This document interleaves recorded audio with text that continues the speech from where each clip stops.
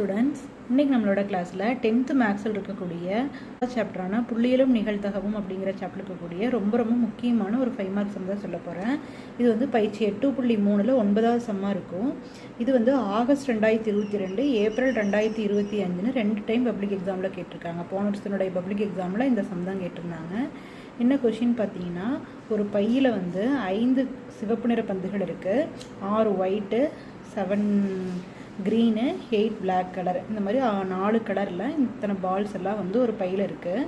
இப்போ நம்ம சமவாய்ப்பு முறையில் அந்த பையிலேருந்து ஒரே ஒரு பந்தை எடுக்கிறோம் அப்படின்னா அந்த பந்து வெள்ளையாக இருக்கிறதுக்கான நிகழ்தகவு என்ன, கருப்பு அல்லது சிவப்பாக இருக்கிறதுக்கான நிகழ்தகவு என்ன, வெள்ளையாக இல்லாமல் இருக்கிறதுக்கான நிகழ்தகவு என்ன, வெள்ளையாகவும் கருப்பாகவும் இல்லாமல் இருப்பதற்கான நிகழ்தகவு என்ன, இதுதான் நம்ம கண்டுபிடிக்கணும். இப்போ நம்ம பகடை கணக்கு அப்படின்னா கூறுவெளி எழுதுறோம் இல்லையா, ஆனால் இந்த மாதிரி பந்து கணக்குக்கு நம்மளால் கூறுவெளி எழுத முடியாது. அதுக்கு பதிலாக நம்ம என்ன எழுதிக்கலாம்னா மொத்த பந்துகளோட எண்ணிக்கை எழுதி அதை நம்ம N(S)ன்னு எடுத்துக்கலாம். சரிங்களா? ஸோ தீர்வில் ஃபஸ்ட்டு என்ன எழுத போகிறோம் அப்படின்னா மொத்த பந்துகளின் எண்ணிக்கை. ஒவ்வொரு கடல்லையும் எவ்வளோ கவுண்ட் இருக்குதுன்னு தெரியறதுக்காக நம்பர் ப்ளஸ் அதனுடைய கலரை ஃபஸ்ட் எழுதிக்கலாம். 5 சிவப்பு இருக்குது, ப்ளஸ் 6 வெள்ளை இருக்குது, ப்ளஸ் 7 பச்சை இருக்குது, ப்ளஸ் 8 கருப்பு இருக்குது.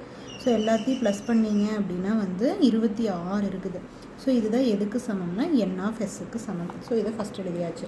இப்போ ஃபஸ்ட்டு என்னென்னா, நம்ம எடுக்கக்கூடிய பந்து வந்து என்னவாக இருக்கணும், வெள்ளையாக இருக்கணும். ஸோ எடுக்கும் பந்து வெள்ளையாக இருக்கும் நிகழ்ச்சி ஏ என்க அப்படின்னு எழுதிக்கலாம். வெள்ளை கலர் பந்து எவ்வளோ இருக்குன்னு பாருங்கள். வெள்ளை கலர் பந்து 6 இருக்குது அப்படின்னா N(A) வந்து 6ன்னு அர்த்தம். அதுக்கப்புறம் P(A) கண்டுபிடிக்கணும். ஸோ P(A)க்கு என்ன ஃபார்முலா, N(A)/N(S). N(A) எவ்வளோ 6/N(S) எவ்வளோ 26. ரெண்டையும் 2ஆல் கேன்சல் பண்ணிங்கன்னா 3 2 6 13 2 26. சாரி, 3/13 தான் இதோட ஆன்சர். சரிங்களா? இதே மாதிரியே செகண்ட் சம் பாருங்கள். செகண்ட் சம் என்னன்னா, கருப்பு அல்லது சிவப்பாக இருக்கும். நம்ம எடுக்கக்கூடிய பந்து கருப்பு அல்லது சிவப்பாக இருக்கும் நிகழ்ச்சி B என்கன்னு எழுதிக்கலாம். இதுக்குள்ளதில் Bக்குள்ளே என்னென்ன உறுப்புகள் வரும்னு நம்மளால் என்ன எழுத முடியாது. அதனால தான் நம்ம Bங்கிற கணம் எழுதுறதில்ல, எண்ணிக்கை தான் எழுதிட்டுருக்குறோம். ஸோ N(B) எப்படி எழுதணும்னா, கருப்பாக இருக்கலாம் அல்லது சிவப்பாக இருக்கலாம். ஸோ கருப்போட எண்ணிக்கையும் எழுதிக்கலாம், சிவப்போட எண்ணிக்கையும் எழுதிக்கலாம். கருப்பு எவ்வளோன்னு பார்த்தீங்க அப்படின்னா 8 கருப்பு இருக்குது. ஸோ 8 ப்ளஸ் சிவப்பு எத்தனை இருக்குன்னா 5 இருக்குது. ஸோ 8 + 5 = 13 தான் N(B). ஸோ இப்போ நம்ம P(B) கண்டுபிடிக்கலாம். P(B)க்கு என்ன ஃபார்முலானா N(B/N(S). பிரதிக்கிட்டிங்கன்னா 13/26. ரெண்டுமே 13ஆல் கேன்சல் பண்ணலாம். =1/2 தான் இதோட ஆன்சர். அதே மாதிரி தேர்டு சம் பார்க்கலாம். தேர்டு சம்மில் என்ன கொடுத்துருக்காங்கன்னா, வெள்ளையாக இருக்கக்கூடாதுன்னு சொல்கிறாங்க. ஸோ நம்ம எடுக்கிற பந்து வெள்ளையாக இல்லாமல் இருக்கும் நிகழ்ச்சி C என்கன்னு எழுதிக்கலாம். ஸோ Cக்குள்ளே எப்படி எழுதணும் அப்படின்னா, வெள்ளையாக இருக்கக்கூடாது அப்படின்னா மொத்தமாக 26 பால் இருக்குது.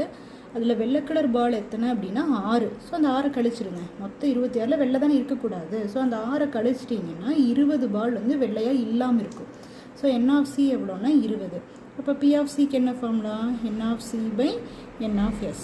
பிரதிக்கிட்டிங்கன்னா 20/26. ரெண்டையும் 2ஆல் அடிச்சிங்கன்னா 2 20 13 2 26. ஸோ 10/13 தான் இதோட ஆன்சர்.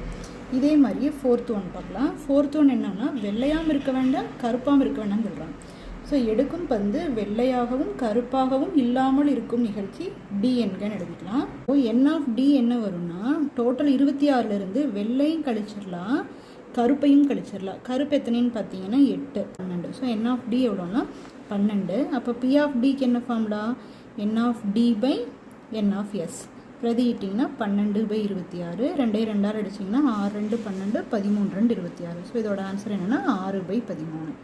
Thank you students.